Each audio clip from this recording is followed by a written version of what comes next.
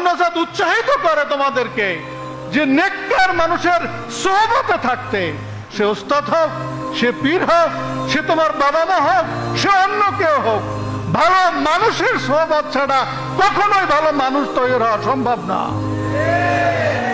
আল্লাহ রসুলের সাহাবীরা তারা কোন ইউনিভার্সিটিতে পড়ে নাই, ব্যারিস্টার সিদ্দিকুর রহমান খানের মতো লন্ডনে যাইয়া তারা বারের ল তারা কিন্তু করে নাই।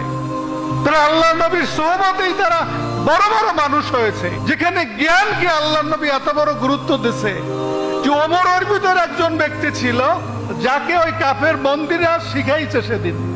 সেই ওমর পরবর্তীতে কি অর্ধ জাহানের খলিফা হয়েছে।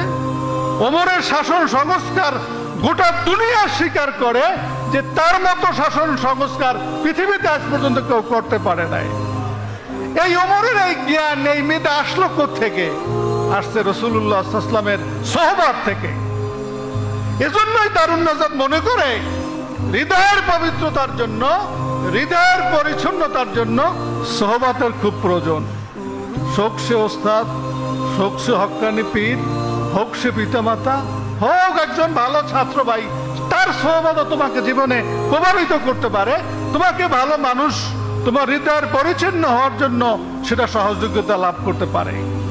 এজন্য দারুন নাজাতের এই যে আমলি কার্যক্রম, এর গুরুত্ব কিন্তু এইখানে।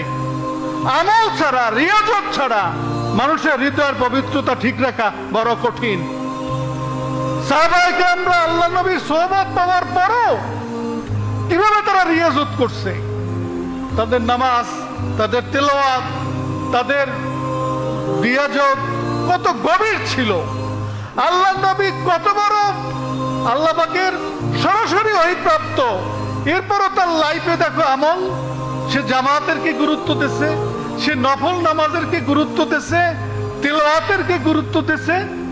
নফল পড়তে পড়তে তার পাও ভুলে গেছে, কত কঠিন অবস্থা। এজন্য আমল ছাড়া, রিয়াজত ছাড়া হৃদয়ের পবিত্রতা রক্ষা করা কঠিন। সোহবত যেমন দরকার, ঈমান যেমন দরকার, সেই সাথে কি আমলও দরকার।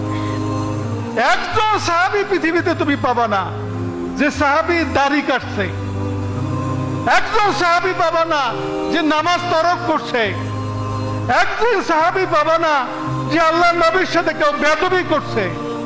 একজন সাহাবীর সাথে আর একজন সাহাবী বেয়াদবি করছে, একজন সাহাবী আর একজন সাহাবীর সম্পর্কে মিথ্যা কথা বলেছে, একজন সাহাবী তুমি এরকম পাবা না।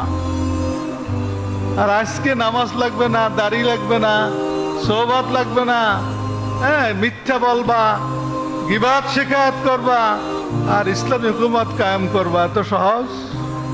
এত সহজ না। হৃদয় বড় জিনিস, হৃদয়ের পবিত্রতা বড় জিনিস। বিষয়টা তোমরা খেয়াল করবা। দারুন নাজাত তোমাদের হৃদয়কে পবিত্র করতে চায়, এজন্যই দারুন নাজাতের এই কার্যক্রম।